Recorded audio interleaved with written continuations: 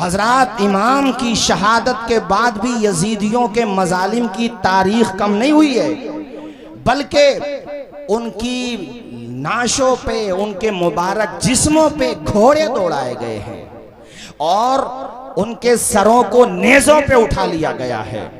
इमाम के सरे अक़दस से कुरान की तिलावत की आवाज भी सुनी गई है। ये फर्जी बात नहीं है जो बता रहा हूं, मैं हवाला रखता हूं। कुरान मजीद की तिलावत की आवाज आई है कटे हुए सर से। मेरे इमाम ने बता दिया कि कुरान कल भी मेरे साथ था, कुरान आज भी मेरे साथ है।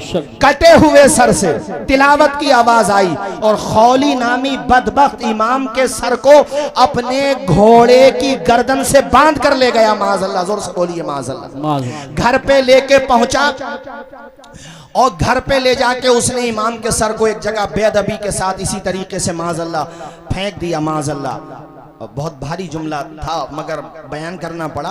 उसकी बीवी मुहिब्बे अहले बैत थी, वो फातिमा ज़हरा से मोहब्बत करने वाली थी, वो कनीज़े फातिमा ज़हरा थी, वो कनीज़े सैयदा ज़ैनब थी। उसकी निगाह पड़ी सरे इमाम पर। उसने अभी चेहरा नहीं देखा है चूंकि ढक दिया था उस जालिम ने। उसने पूछा, है मेरे शौहर, ये किसका कटा हुआ सर लाया है? कहने लगा, पहले मुझे खाना लगाओ। उसने कहा, नहीं नहीं, पहले मुझे बता कि ये तू सर किसका लाया है। ज्यादा बीवी ने इसरार किया तो खौली ने जैसे ही नाम लिया उस औरत के तन बदन में आग लग गई। उसने कहा, बदबख्त ए जालिम, अगर तू मेरा शौहर न होता तो तेरी गर्दन को मैं आज तेरे तन से जुदा कर देती। तुझे पता है इनका मकाम क्या है? अरे ये वो है जिनके लिए नबी ने अपने सजदे को तवील कर दिया था। ए बदबख्त, तू इनके सर को लाया है और वो भी इस बेदर्दी के साथ यहाँ पर फेंक रहा है। अब मैं तेरे खाने का ख्याल नहीं करूंगी, अब तू अपना काम देख। वो बदबख्त अपना काम में लग गया, खाना वाना खाने लगा। ये सीधा गई इमाम आली मकाम के सरे अक़दस को एक साफ कपड़े में लिया और आपकी जुल्फों पे जो गर्दो गुबार लग गया था रास्ते में, और जंग करते हुए उसने अपने दुपट्टे, साफ सुथरे कपड़े से दुपट्टे से उसको साफ किया, फिर आपके माथे को साफ किया, आपके पूरे चेहरे को। उस औरत का बयान है, खुदा की कसम, लोगों के वो सर जो तन से जुदा होते हैं, उन सरों में और चेहरों में वो रौनक नहीं होती है जो नबी के नवासे के कटे हुए चेहरे के अंदर रौनक। बेशक नारे तकबीर, नारे रिसालत, नारे हैदरी, नारे गौसियत, मसलके आला हज़रत। औरत कहती है, मैंने इमाम के सरे अक़दस को एक तश्त में रखा और उसके बाद मैंने बड़ी इज्जत के साथ अपने घर पर जो सबसे अच्छी जगह थी वहां पे रखा। मेरा शौहर बदबख्त खौली जाकर के तो सो गया, अपनी कमीनगाह में जाकर के सो गया, मगर मैं पूरी रात इमाम आली मकाम के चेहरे की ज़ियारत करती रही। मुअर्रिखीन ने लिखा है, और जनाबे वाला वो औरत कहती है, मैंने शबे तैजूर के सन्नाटों में देखा, पूरी दुनिया में अंधेरा हुआ था मगर सरे इमाम आली मकाम तक आसमान से नूर ही नूर बरस रहा था। सुभान अल्लाह, सुभान अल्लाह, माशाअल्लाह। और क्यों ना बरसे, हमारे इमाम ने यूं ही तो नहीं कहा है। क्या कहा है इमाम ने? तेरी नस्ले पाक में है बच्चा बच्चा। जरा जोर से बोलें। मौलाना सलीम साहब माशाअल्लाह, किधर चले गए माशाअल्लाह, ये देखने में बड़े सीधे सज्जन है माशाअल्लाह, बड़ा अच्छा मुताला हमारे मौलाना सलीम साहब माशाअल्लाह। पढ़िए मेरे साथ झूम के जरा। तेरी नस्ले पाक में है बच्चा बच्चा नूर का, तेरी नस्ले पाक में है बच्चा बच्चा नूर का, नूर का। तू है ऐने नूर तेरा, तू है ऐने नूर तेरा, सब घराना नूर का। बोलो, सब घराना। जैसा अकीदा है वैसी आवाज आना चाहिए, सब घराना, जोर से, सब घराना। वो औरत कहती है, मैं पूरी रात इमाम आली मकाम के सरे अक़दस और आपके चेहरे मुबारक की ज़ियारत करती रही। दिन निकला, अच्छा, फिर ये सर जो है अलग, जितने भी शोहदा के सर थे, ख़ास तौर पे इमाम हुसैन सैयद शोहदा का सर, कूफा का जो गवर्नर था जिसका नाम उबैदुल्लाह इब्न ज़ियाद है, उसके दरबार में जब पहुंचा, कारी साहब लिखा हुआ है कुतुब तवारीख में कि उबैदुल्लाह इब्न ज़ियाद के हाथ में एक छड़ी थी। छड़ी मतलब समझते हो नहीं, छड़ी, तो वो इमाम के लबों पे उस छड़ी को मारने लगा, मतलब इस तरीके से, और उसके मुंह में जो जुमले आ रहे थे वो मैं नकल भी नहीं कर सकता। उस दरबार में इत्तेफाक ये कि हज़रत ज़ैद बिन अरक़म सहाबी रसूल बैठे हुए थे, उन्होंने ये तौहीन देखी, हालांकि वो गवर्नर था और कितना जालिम गवर्नर था आप उसके बारे में जानते ही हैं, मगर वो चूँकि सहाबी रसूल थे उनसे ये तौहीन बर्दाश्त न हुई। हज़रत ज़ैद बिन अरक़म खड़े हो गए और आपने कहा, ओ बदबख्त, तू होगा गवर्नर, तू अपने मनसब पे ज्यादा ना इतरा, जानता है ये किसका सर है? ए बदबख्त, इन लबों पे तू छड़ी मार रहा है, मैंने अपने माथे की आंखों से देखा है कि मेराज के दूल्हा इन लबों को चूमा करते थे। गवर्नर, उसको ये लगा मेरी इंसल्ट हो गई, मेरी तौहीन हो गई, और अल्लाह वाले किसी जालिम हुक्मरान से नहीं डरते, किसी ताकतवर से नहीं डरते, वो साफ साफ ऐलान कर देते हैं कि आपके सर पे जो ये ताजे हशम रखा है, हम फकीरों ने इसे जेरे कदम रखा है। ज़ैद बिन अरक़म डरे नहीं, आप घबराए नहीं, उसने कहा पकड़ो इन्हें। आप दरबार से निकलने लगे और उसने फिर कहा कि बूढ़े हो, ज़ईफ हो, उम्र ज्यादा है, इसलिए छोड़ रहा हूं, वरना गर्दन तुम्हारी भी मार देता। ज़ैद बिन अरक़म ने कहा, मारने की धमकी क्या देता है? अरे तू नवासे रसूल का कातिल है, तो हमें कत्ल करने में तुझे क्या जाएगा? कत्ल कर दे, मगर जबान से निकलेगा तो हक निकलेगा, नबी का, सहाबियों, गलत बात नहीं करूंगा। जरा जोर से बोलो सुभान अल्लाह। क्या बेहतरीन जवाब दिया हजरत ज़ैद बिन अरक़म ने। मर्द हक बातिल के आगे माथा सकते नहीं, सर कटा सकते हैं लेकिन सर झुका सकते नहीं। सुभान अल्लाह, सुभान अल्लाह। हजरत ज़ैद बिन अरक़म दरबार से बाहर आ गए। खैर, ये इमाम आली मकाम के सर को इन लोगों ने कहा कि नेज़ों पे बुलंद करो, पूरे कूफा में घुमाओ। घुमाया गया।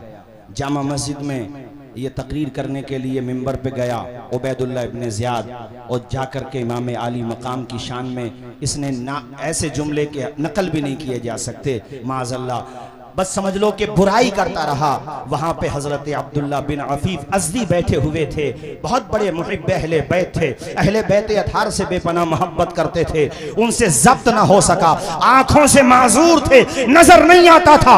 उन्होंने कहा, कूफा के लोगों, खुतूत लिख के तुमने बुलाया और ये कुत्ता तुम्हारे मिंबर पे बैठ के बकवास कर रहा है, और तुम्हारी आंखों में रोशनी भी है, मगर दिल अंधे हो चुके हैं। तुम सब चाहो तो इसकी जान भी ले सकते हो, मगर बहरे हो गए हो, अंधे हो गए हो, हिम्मत नहीं तुम्हारे अंदर। मैं आंखों से माजूर हूं, मगर ये तौहीन हुसैन की बर्दाश्त नहीं कर सकता।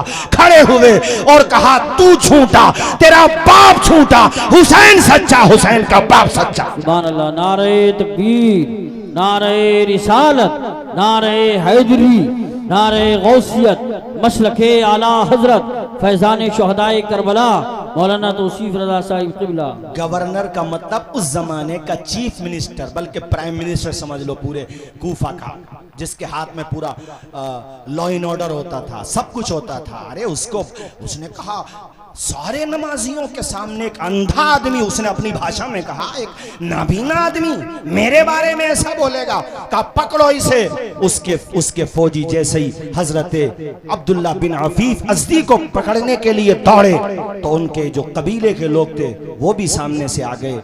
वो समझ गया कि अब यहाँ पे जंग आराई हो जाएगी, महाज खुल जाएगा, बात लंबी पड़ जाएगी। उसने अपने फौजियों को इशारा किया कि रहने दो। उस वक्त मामला ठंडा हुआ, मगर सब अपने अपने घरों पे चले गए। फिर किसी और दिन या फिर उसी रात में किसी और दिन जब उसको मौका मिला, हजरत अब्दुल्ला बिन अफीफ अज़दी जो माजूर थे, नाबीना थे, ओ लोगों, किसी नाबीना को नाबीना समझ के हकीर न समझना। हकीकत में तो नाबीना वो है कि आंखों में नूर हो और मुस्तफ़ा की अजमत को ना देखता हो। हकीकत में बहरा वो है कि उसकी कानों में समात की ताकत है, मगर वो कुरान की तिलावत न सुनता हो। वो इंसान जिसकी आंखें अगरचे नाबीना है, मगर दिल मुस्तफ़ा की मोहब्बत में चूर है, हुसैन की मोहब्बत में चूर है, अहले बैत की मोहब्बत में चूर है, वो सहाबा की मोहब्बत भी रखता है साथ में। ओ भाइयों, तो वो नाबीना होकर के भी अल्लाह रसूल को प्यारा होता है। अफीफ हजरत अब्दुल्ला बिन अफीफ अज़दी को इसके लोग गिरफ्तार करके ले गए और इसने कहा कत्ल कर दो। हजरत अब्दुल्ला बिन अफीफ अज़दी को भी कत्ल कर दिया जाता है। ओ साथियों, जुल्म रुकता नहीं है इन लोगों का। ये बातें बहुत हैं, बस तेजी से सुनते चलिए।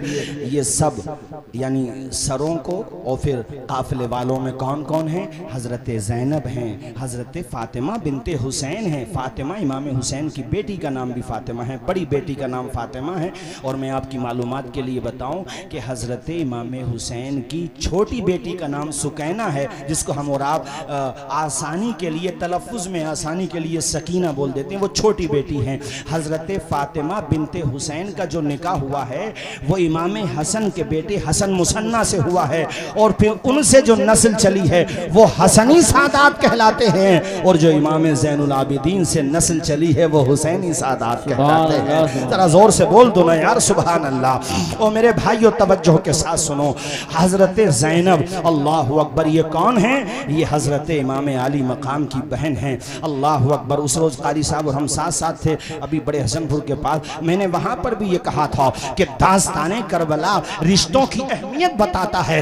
भाई भाई में कैसी मोहब्बत होना चाहिए। अब्बास अलंबरदार से पूछो, अबू बकर बिन अली से पूछो, हजरत उस्मान बिन अली से पूछो। ये बाप शरीक भाई हैं, माँ शरीक और बाप शरीक भाई। हजरत इमाम हसन थे जो शहादत सिर्री के दर्जे पे फाइज हो चुके थे। ये जो करबला में 7 या 8 भाई शहीद हुए हैं, ये सब बाप शरीक भाई हैं, यानी माएँ दूसरी हैं, बाप हजरत मौला अली शेर खुदा हैं। सौतेले भाइयों में मोहब्बत कम होती है, मगर यहाँ आलम यह है, मोहब्बत का आलम यह है कि सारे के सारे भाई इमाम हुसैन के नाम पे अपनी जानों का नजराना पेश करने आ गए हैं। उनकी माओ ने तरबियत दी है उन्हें कि हुसैन तुम्हारे भाई बाद में हैं, तुम्हारे सरदार पहले हैं, तुम्हारे आका पहले हैं। भाई भाई के रिश्ते को कैसे निभाया जाता है, करबला की दास्तान पढ़ो। शौहर और बीवी के रिश्ते को कैसे निभाया जाता है, करबला की दास्तान पढ़ो। सुभान अल्लाह, सुभान अल्लाह। तेजी के साथ कारी साहब, शहर बानो यज़्दगर्द की बेटी हैं, बादशाह की बेटी हैं, और हजरत उमर फारूक आजम के दौर में वो आई थी। और उस वक़्त हजरत उमर फारूक आजम ने कहा था ये शहजादी है, तो उन्होंने कहा भी इसका शहजादे ही से होगा। कितने नादान हैं वो लोग जो मोहब्बत अहले बैत का झूठा दावा करें और हजरत उमर के बारे में बकवास करें, हजरत अबू बकर उस्मान के बारे में बकवास करें। उन्हें तो इतनी मोहब्बत है कि हजरत शहर बानों के लिए रिश्तों की लाइन लगी हुई है, मगर हजरत उमर ने कहा नहीं नहीं, ये शहजादी है, तो ने कहा इसका शहजादे ही से होगा। सबने कहा हुजूर किससे होगा, कि आपके बेटे से होगा? कहा नहीं, अली के बेटे हुसैन से होगा। जरा जोर से बोलो ना यार, सुभान अल्लाह, और मचल के बोलो जोर से सुभान अल्लाह। वो शहर बानो बादशाह की बेटी, और देखो मैदान करबला में वफा की कैसी तारीख रकम कर रही हैं। अल्लाह अकबर। बहन का रिश्ता भाई से कैसा होता है, ज़ैनब से पूछो, और भाई का रिश्ता बहन से कैसा होता है, हुसैन इब्ने अली से पूछो। अल्लाह अकबर। दरबार में जब यजीद के, ये मैं बहुत तेज़ी से दिमश्क और फिर उसके बाद चूँकि मदीना शरीफ वापसी, और फिर बाद में इन यजीदियों का अंजाम क्या हुआ, कैसे चुन चुन के मारे गए, और आज तक यजीद ये सर न उठा सकी। आज कोई यजीद से मोहब्बत करने वाला भी हो तो वो अपनी निजी महफिलों में यजीद का दिफा कर सकता है, उसके अंदर ये हिम्मत नहीं कि खुल के मैदान में आ जाए। और कोई खुल के मैदान में आ भी जाएगा तो जलील होके जाएगा, वो रुस्वा होके जाएगा। जब यजीद के बेटे मुआविया ने अपने बाप की खिलाफत को ठोकर मार दी तो औरों का हाल क्या होगा। ऐ लोगों तवज्जो फरमाइए, यजीद के बेटे का नाम भी मुआविया था। तवज्जो फरमाइए हजरात, मैं ये अर्ज कर रहा था आप लोगों से कि दरबार में जब पहुंचे यजीद के दरबार में, तो वहां पर सैयदा ज़ैनब ने जो खिताब किया है, आपने फरमाया था ए यजीद, मेरे भाई को कत्ल करने के बाद ये ना समझना कि मेरे भाई हुसैन का जिक्र ख़त्म हो जाएगा, मेरे ख़ानदान का जिक्र ख़त्म हो जाएगा। याद रखना तेरा नाम चंद दिनों तक बाकी रहेगा, मेरे भाई का नाम क़यामत तक बाकी रहेगा। वो जन्नती जवानों के सरदार हैं, लिहाजा चर्चा उनका, जहां फर्श पर रहेगा वहां अर्श पर भी रहेगा, जन्नत में भी रहेगा। ऐ जालिम कान के पर्दे खोल के सुन, ऐसा खिताब किया था हजरत ज़ैनब ने पर्दे की ओर से कि नाना के नवासे ने मुसल्ला नहीं छोड़ा, सर तन से जुदा हो गया, सजदा नहीं छोड़ा, दरबार में बोली भी तो लहजे में अली के, ज़ैनब ने किसी हाल में पर्दा नहीं। सुभान अल्लाह माशाअल्लाह। ऐसा नायाब खिताब किया था हजरत सैयदा ज़ैनब ने। हजरत नौमान इब्ने बशीर, ये जो कूफा के गवर्नर थे पहले, जिनको माजूल कर दिया था यजीद ने, जिनकी जगह उबैदुल्लाह इब्ने ज़ियाद को बिठाया था, नौमान इब्ने बशीर को बुलाया गया। फिर नौमान इब्ने बशीर के साथ इस खानवादे को मदीना शरीफ भेजा गया। और मदीना शरीफ जब ये खानवादा पहुंचा है, अल्लाह अकबर कबीरा, उस मंजर को ना पढ़ा जा सकता है कमा हक़्क़हू, ना सुना और सुनाया जा सकता है। बस इतना समझ लीजिए कि क़यामत सुग़रा एक वो थी जो करबला में बपा हुई। करबला के बाद भी जो पूरे रास्ते में, और अब जब मदीना शरीफ ये काफ़िला पहुंचा है, अहले मदीना सरहद पे आ गए थे मदीना शरीफ की, और सबकी निगाहें तलाश करती थी नवासे रसूल को। अल्लाह अकबर, कोई आँख ऐसी न थी जिसमें आंसू न हो, कोई दिल ऐसा न था जिसमें आंसुओं का पैमाना न छलक रहा हो। अल्लाह अकबर। हज़रत इमाम ज़ैनुल आबिदीन जो इमाम हुसैन के साहबजादे हैं, जिनसे नस्ल हुसैनी चली है, आप जैसे ही मदीना शरीफ पहुँचे हैं तो पहले सीधे अपने घर नहीं गए, बल्कि प्यारे नबी की तुरबत अथर पे गए हैं, आपकी कब्र अथर पे गए हैं, रोज़े पाक पे गए हैं। और जाते ही जैसे ही प्यारे नबी की कब्र पे आपकी निगाह पड़ती है, बेसाख्ता आपकी आंखों से आंसू निकलने लगते हैं, दिल के पैमाने आंखों से छलकने लगते हैं, सब्र का बांध टूट जाता है। कहते हैं नाना जान अपने नवासे का सलाम कबूल कर लीजिए। उसके बाद ऐसी ढारस बंदी है कि मदीने वालों की हिचकियां बन गई थी। अल्लाह अकबर कबीरा। ये वो इमाम ज़ैनुल आबिदीन हैं जो आम तौर पे आम दिनों में भी रोज़े से रहा करते थे। हमारे मुसलमानों से तो रमज़ान के रोज़े नहीं रखे जाते, ये वो हैं कि जो आम दिनों में भी रोज़ा रखा करते थे। और जब वक्त अफ्तार कभी मशकीज़े का ठंडा पानी सामने आ जाता तो आंखों से पानी निकलने लगता था। लोग कहते थे इमाम आप पानी को देख के क्यों रोते हैं? कहते थे मुझे करबला की याद आती है। अल्लाह अकबर। ये वो इमाम ज़ैनुल आबिदीन हैं कि जब इनका इंतकाल हो गया था, नहलाने वाले ने इनको लहलाया। अल्लामा ज़हबी ने सियर व आलामिन नुबला के अंदर ये बात लिखी है कि गस्साल ने जब इनको गुस्ल दिया तो जब इनकी कमीज उतारी उसने, तो उसने देखा कि आपकी पुश्त पे, आपकी पीठ पे वज़न उठाने के निशानात हैं। वो उसने ये बात आकर दफन के बाद मदीने शरीफ में अलग अलग जगहों पे कह दी। पूरे मदीने में ये चर्चा हो गई कि इमाम हुसैन के साहबजादे ज़ैनुल आबिदीन को किसी ने बोझ उठाते हुए भी नहीं देखा, तो फिर वो पीठ पर निशानात कैसे पड़ गए, आपकी पुश्त अथर पे निशानात कैसे पड़ गए? चर्चा ज़्यादा हुई तो आपके खादिम ख़ास ने कहा मदीने वालों, मुझसे मेरे इमाम ने मना किया था, राज था, मगर तुम न जाने क्या क्या समझने लगो, इसलिए अब बताना भी ज़रूरी है। ए मदीने वालों, जानते हो हुसैन इब्ने अली के शहजादे हज़रत इमाम ज़ैनुल आबिदीन सैयद सज्जाद, हमारे आला हज़रत इनके वसीले से दुआ मांगते हुए कहते हैं सैयद सज्जाद के सदक़े में साजिद रख हमें, इल्म हक़ दे बाक़रे इल्म हुदा के वास्ते, जो सजदा करने वालों का सरदार है वो ज़ैनुल आबिदीन। अल्लाह अकबर। जिसने नस्ल हुसैनी चली है जिससे, वो इमाम ज़ैनुल आबिदीन जो सब्र की चट्टान बन के जिंदा रहा। चट्टान तो फिर भी चट्टान होती है, ये वो है कि चट्टान से भी ज़्यादा मजबूत रहा। वो इमाम ज़ैनुल आबिदीन जो तहज्जुद गुजार, वो इमाम ज़ैनुल आबिदीन जो नवाफिल अदा करने वाला, गरीबों में सदका खैरात करने वाला। कहा मदीने वालों, तुम ये जानना चाहते हो कि ज़ैनुल आबिदीन की पेशानी पे निशानात कैसे पड़े? ए मदीने वालों, जब तुम बाद नमाज इशा अपनी अपनी ख्वाबगाहों में जाके आराम फरमा हो जाते थे, सो जाते थे, तो उस वक़्त फातिमा का पोता, शेर खुदा का पोता, इमाम हुसैन का शहजादा, हजरत इमाम ज़ैनुल आबिदीन मस्जिद से बाहर आते, आप पूरी रात इबादत करते थे, कुछ आराम कर लेते होंगे, बस बाकी पूरी रात इबादत में गुजरती थी। कहते हैं उसके बाद वो राशन किट तैयार करते थे। राशन किट समझते हो?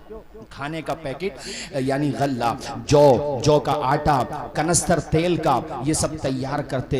और जब तैयार करके इकट्ठा हो जाते, मैं कहता हुजूर मेरी पुश्त पे रख दें। इमाम ज़ैनुल आबिदीन कहते क़यामत के दिन हर बंदा अपना बोझ खुद ही उठाएगा। अल्लाह ने मेरे बाजुओं में ताकत दी है, तुम बस यहीं पे रहो, मैं खुद अपने कंधे पे उठा के ले जाऊंगा। कहते कि फिर उन घरों पे जाते जिन घरों में यतीम बच्चे रह रहे होते थे, उन यतीमों के सर पे किसी का हाथ नहीं होता था।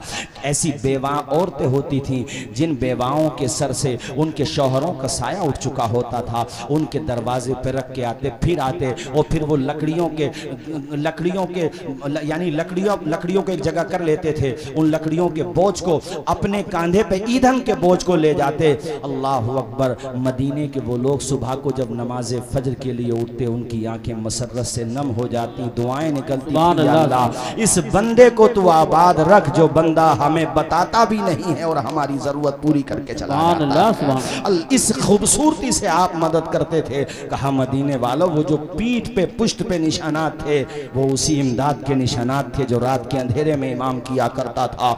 ऐ मेरे दीनी भाइयों, ये तरीका अपनाओ हुसैनियत का, इस तरीके से लोगों की मदद किया करो। कारी साहब, मुझे आपके पढ़े हुए अशार याद आ रहे हैं। हुस्न अखलाक की अनमोल निशानी दे दो, गम के ठहरे हुए दरिया को रवानी दे दो। तुम हुसैनी हो तो एहसान के मशकीजे से कोई दुश्मन भी अगर मांगे तो पानी दे दो। रूह की प्यास को अखलाक का प्याला दे दो, अपनी किस्मत के अंधेरों को उजाला दे दो। अपने रूठे हुए मौला को मनाना हो अगर, अपने हिस्से का पड़ोसी को निवाला दे दो। ऐ लोगों, ये तरीका अपनाओ। अल्लाह अकबर। पूछा कि इमाम ज़ैनुल आबिदीन कितने लोगों की मदद करते थे मदीने शरीफ में? कहा मेरी मालूमात के मुताबिक 100 परिवार, यानी 100 परिवार ऐसे थे। परिवार की बात कर रहा हूँ, अफराद कितने बैठेंगे? हर परिवार में अगर आप 5 अफराद भी जोड़ लें औसतन तो 500 अफराद बैठते हैं। फरमाया मेरी मालूमात के मुताबिक सिर्फ मदीने शरीफ में 100 परिवार ऐसे थे जिनके घर का चूल्हा जल रहा था तो इमाम ज़ैनुल आबिदीन की मदद से जल रहा था। जरा हाथ उठा के बोल दो यार एक मर्तबा या हुसैन। जोर, पूरा मजमा बोले जोर से या हुसैन। ये इमाम ज़ैनुल आबिदीन, अल्लाह अकबर कबीरा। और साथियों सुनो, अभी यजीद का जुल्म जो है रुका नहीं है। इसने चूँकि जब ये वाक़या हो गया था तो मदीने शरीफ में जिन लोगों ने बैयत कर ली थी उनमें इतना गम व गुस्सा भर गया कि एक शख्स ने, देखो मेरी तरफ देखो, एक शख्स ने अपने पाँव की जूती पाँव से निकाली, हाथ से नहीं, इस तरीके से, और जूती बहुत दूर जाके गिरी। कहा हम यजीद की बैयत को ऐसे निकाल के फेंकते हैं जैसे अपने पाँव की जूती निकाल के फेंक दी। और पूरे मदीने में बगावत हो गई यजीद के खिलाफ, सबने बैयत तोड़ दी। इसने नवासे रसूल को शहीद कर दिया पूरे मदीने में। तो अब यजीद ने मुस्लिम इब्ने उक़बा नामी एक कमांडर एंड चीफ को अपने साथ, यानी इसने ऑर्डर दिया और कहा कि तुम जाओ और मदीने पे जाके चढ़ाई कर दो। तो उस मुस्लिम इब्ने उक़बा बदबख्त ने 7000 या फिर 4000 फौज के साथ मदीने शरीफ पे जाके हमला कर दिया। वो मदीना कि जिस मदीने में ऊंची आवाज से बोलना बगैर जरूरत के जायज नहीं है, उस मदीने में मस्जिद नबवी में इन जालिमों ने घोड़े बांधे, घोड़े माज़अल्लाह, जहां पर जन्नतुल बकी है वहां पे घोड़े बांधे। अभी मैं सऊदी हुकूमत के हवाले से मैं देख रहा था कि वहां पे कोई उनका खास प्रोग्राम था, तो उस जमाने में सवारी के लिए घोड़े इस्तेमाल होते थे, आज गाड़ियां इस्तेमाल होती थी। तुमने जो किताबों में पढ़ा था आज माथे की आंखों से देख लिया। रोज़े रसूल के पास फॉर्च्यूनर गाड़ियां घुमाई जा रही हैं, जहां के बारे में कुरान ने कहा मेरे महबूब के दरबार में अपनी आवाज ऊंची ना करो वरना अमाल बेकार हो जाएंगे। ये कैसा दरबार है? अरे इमाम अहले सुन्नत से पूछो, आला हजरत कहते हरम की जमीन और कदम रख के चलना, अरे सर का मौका है ओ जाने वाले। सुभान अल्लाह ये सुभान ऐसी जगह है। और यजीदी फौज ने यहाँ पे घोड़े बांधे। वो लोगों 7,000, तवज्जो से सुनिएगा, 7,000 सहाबे ने, 7,000 या 700, थोड़ा सा मुझे कंफ्यूजन हो रहा है यहाँ पे, चूंकि वीडियोस भी लगी बन रही हैं तो कोई बात गैर जिम्मेदाराना न हो। बहरहाल इतना कह लीजिए कि बड़ी तादाद में सहाबे किराम को शहीद किया गया। अल्लाह अकबर कबीरा। मैं आपको क्या बताऊं, अल्फाज नहीं मेरे पास उस मंजर को बयान करने के लिए। एक अजीम ताबई है, नाम है उनका सईद इब्ने मुसय्यब। वो वहीं पे ऐसे ही पागलपन का, वो पागल नहीं थे मगर वो यजीदी फौज को वो ये चाहते थे कि मस्जिद नबवी में आज़ान तो होती रहे। इन जालिमों ने घोड़े बांध दिए हैं, आज़ान भी बंद हो गई है, 3 दिन हो गए हैं, मस्जिद नबवी में जमात से नमाज नहीं हुई है, तो ऐसा ना हो कि नमाज ही ना हो। इसलिए वो पागल बन के वहां पे, यानी दिखावे के लिए, उनको भी यजीदियों ने गिरफ्तार कर लिया। मगर जब उन्होंने इस तरह की हरकतें की तो कह रहे तो पागल है, इसको छोड़ दो। अब यहाँ तो मैं मिशकात शरीफ की एक हदीस शरीफ सुनाता हूँ, जिसे हवाला न मिले वो मुझसे आकर के पूछ ले। वो कहते हैं कि जब कोई भी नमाज पढ़ने, चूंकि वहां पे हालात ऐसे बना दिए गए थे, 3 दिन तक कुछ भी नहीं हो रहा है, न आजान हो रही है, न जमात हो रही है। कहते मैं अकेला नमाज पढ़ता था, अकेला आजान दे लिया करता था। कहते हैं मैंने अपने कानों से सुना, रोज़े मुस्तफा से आजान की आवाज आया करती थी। ये मिशकात शरीफ, मैंने किताब का हवाला दिया, सारे मकातिबे फिक्र में ये किताब उनके वहां पे दाखिल है निसाब में। ओ यार, इसीलिए तो बरेली का ताजदार कहता है तू जिंदा है वल्ला, तू जिंदा है वल्ला, मेरे चश्मे आलम से छिप जाने। सुभान अल्लाह। नारे तकबीर, नारे रिसालत, नारे हैदरी, नारे गौसियत, मसलके आला हजरत उलमाए अहले सुन्नत मौलाना तौसीफ रजा साहिब किबला। कारी साहब तवज्जो के साथ सुनिए। अच्छा माशाल्लाह, हमारे, मैंने ध्यान नहीं दिया माशाल्लाह, और उनकी मोहब्बत देखिए आप। मैं इनसे मिलने गया दिल्ली में, तो मेरे साथ कुछ मेहमान भी थे, अहबाब भी थे।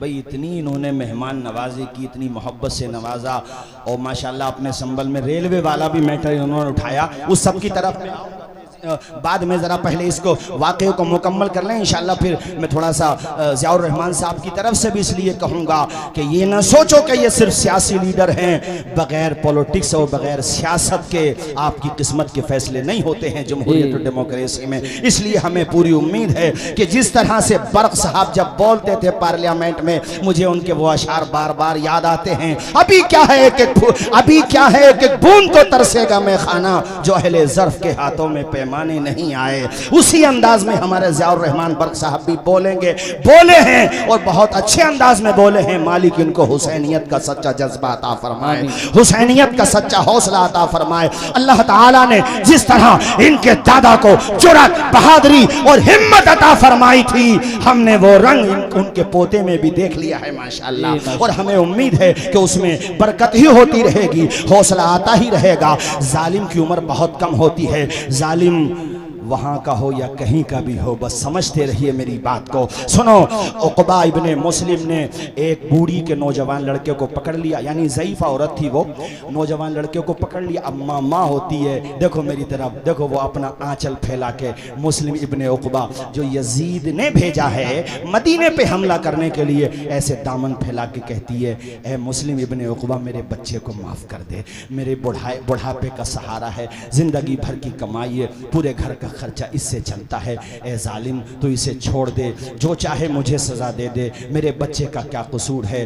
तो उसने देखो, उसने सामने खड़ा किया और फिर उसने गर्दन पे तलवार मारी और वो जवान लड़का जो था शहीद हो गया। फिर उसके सर को इस औरत के, वो जैसे दामन फैलाई हुई थी ना, उस दामन में डाल दिया और कहा, ये गनीमत नहीं समझती कि हमने तेरी ज़िंदगी को माफ़ कर दिया है, तेरी ज़िंदगी को बख्श दिया है। जालिम जब जुल्म करता है ना, तो इसी तरह से जुल्म करता है।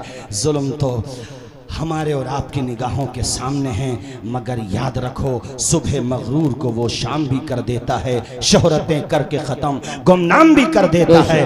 वक्त से आंख मिलाने की हिमाकत न करो, वक्त इंसान को नीलाम भी कर देता है।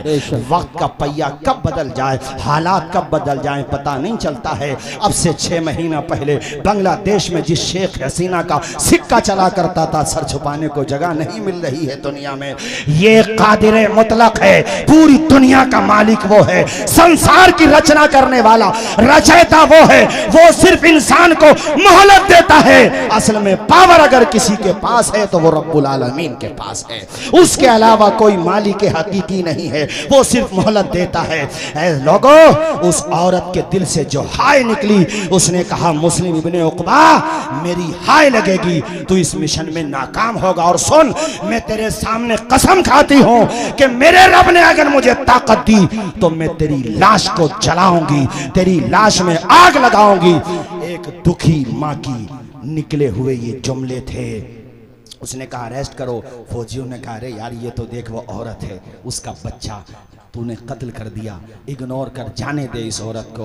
वो औरत डरी नहीं। ये औरत भी जब बहादुरी पे आ जाए ना तो मेरे साथियों फिर कहानियां पढ़ो तुम सहाबियात की, दास्तानें पढ़ो सहाबियात की। ये औरत जब बहादुरी दिखाती है तो ऐसी बहादुर माओ की कोख से सलाहुद्दीन अय्यूबी जन्म लेते हैं। ऐसी बहादुर माओ की कोख से अल्लामा किफायत अली काफी, अल्लामा फजल हक खैराबादी जन्म लेते हैं। ऐसी बहादुर माओ की कोख से मौलाना शौकत अली और मौलाना जौहर अली के जिनको जब अंग्रेजों ने अरेस्ट किया और आकर के रामपुर में उनकी माँ को किसी ने बताया अरे तुम्हारे तो दोनों बेटों को ईस्ट इंडिया यानी ब्रिटिश गवर्नमेंट ने अरेस्ट कर लिया है, तो उस माँ ने मुसल्ला बिछाया, 2 रकत नमाज पढ़ी, कहा सजदे शुक्र अदा किया है कि मेरे बेटों ने आज जिंदगी में कोई बहादुरी का काम किया है।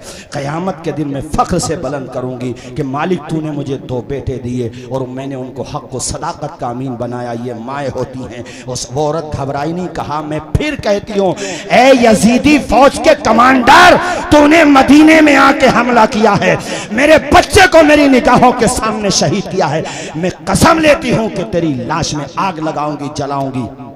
औरत चली गई। ये मदीने को ताराज करके, मदीने में हमला करके मक्का शरीफ की तरफ जा रहे थे। रास्ते में खुदा का अजाब आया और मुस्लिम इब्ने उक़बा पे फालिज गिर गया। फालिज समझते हो? फालिज। और ऐसा भयंकर फालिज कि रास्ते ही में डेथ हो गई इसकी और इसको वहीं पे दफना दिया गया। मदीने शरीफ और मक्का शरीफ के बीच में रास्ते में कहीं पे इसकी डेथ हुई, वहीं पे इसको दफना दिया गया। इसके बाद इब्ने नुमैर नामी एक शख्स फौज का कमांडर बना। खैर वो फौज तो मक्का शरीफ चली गई। इस औरत को किसी ने जाके बता दिया कि ए औरत, तेरी दुआ कबूल हो गई, तूने उसके बारे में जो रब से कहा था।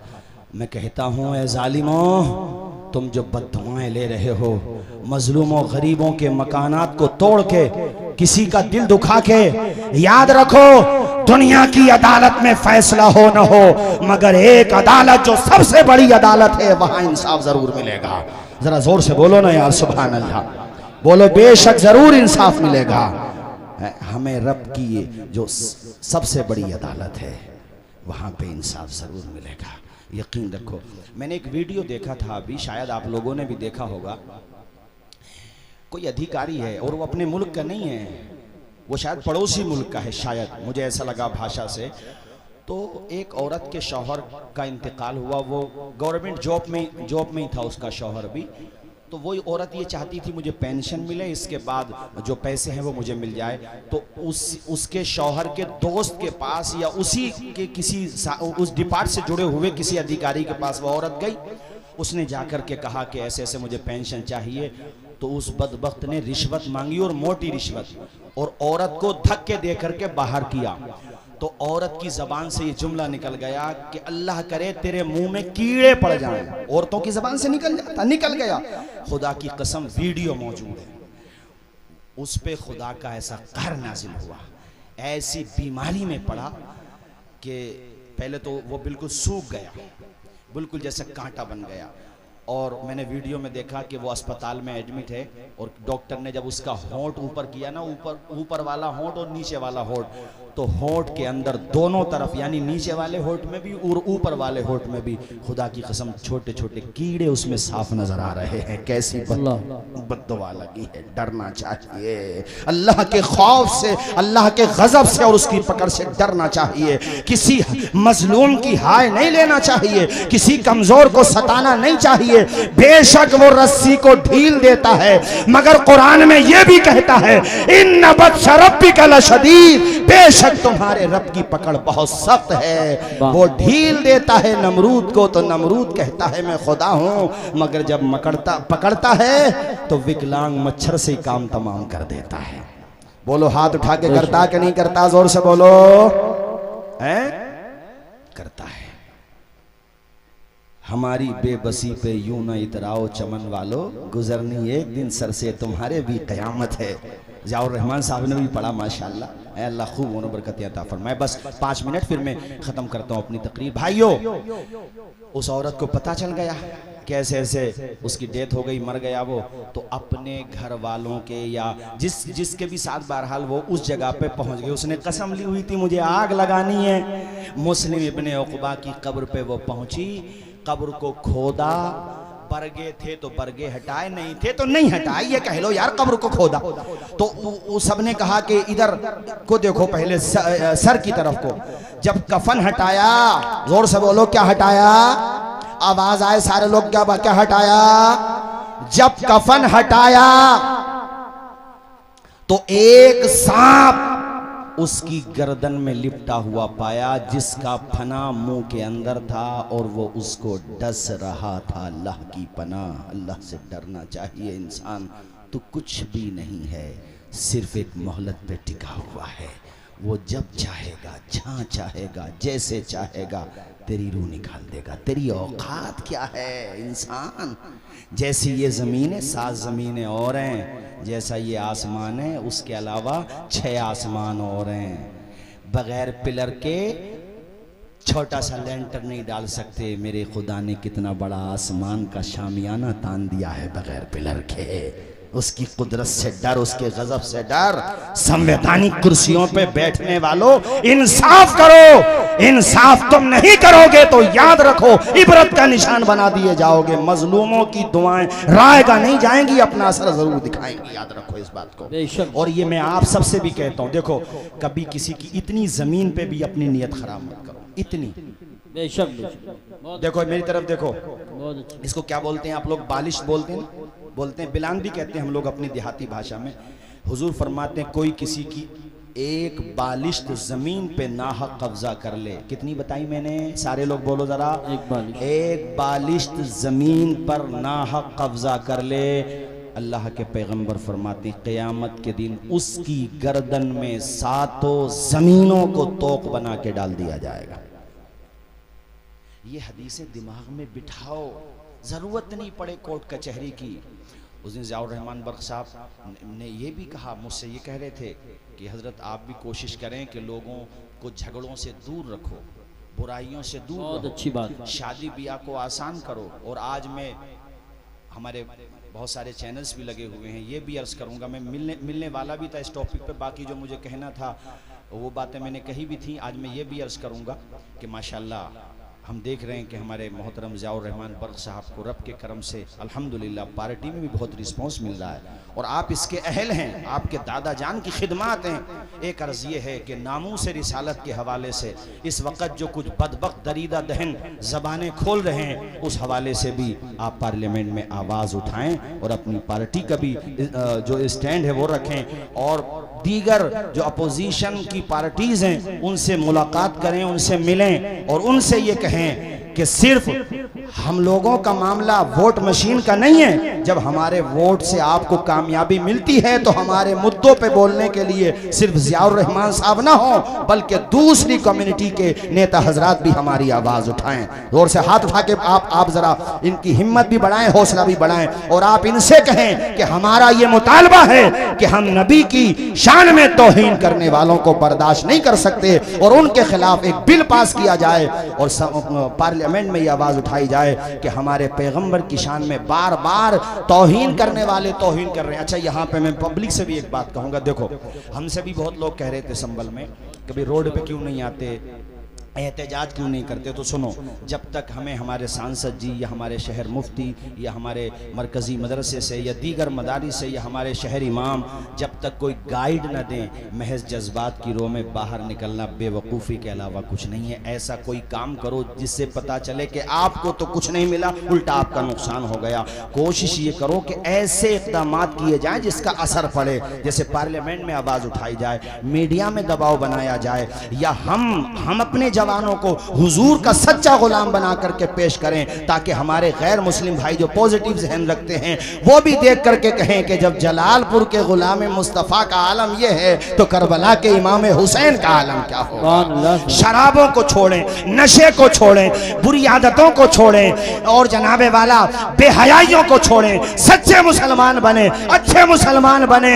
मौजूदा दौर के दिन रात बदल सकते हैं, मुल्क के फिक्र नजरियात बदल सकते हैं, तुम बदल जाओ तो हालात बदल सकते हैं। सुभान अल्लाह। तो जो ये इशारा करें वो हमें करना, अपनी तरफ से कुछ नहीं करना। अभी देखो आपने देख लिया होगा शहजाद अली साहब के पूरे मकान को जो तकरीबन मेरे ख्याल से 10-12 करोड़ रुपए की लागत से, तो ऐसे हालात को सामने रखते हुए जो ये हमें गाइड करें, जिस तरीके से हमें ये कानूनी एतबार से हमें मशवरा दें, हमें उसी एतबार से चलना कि नहीं चलना।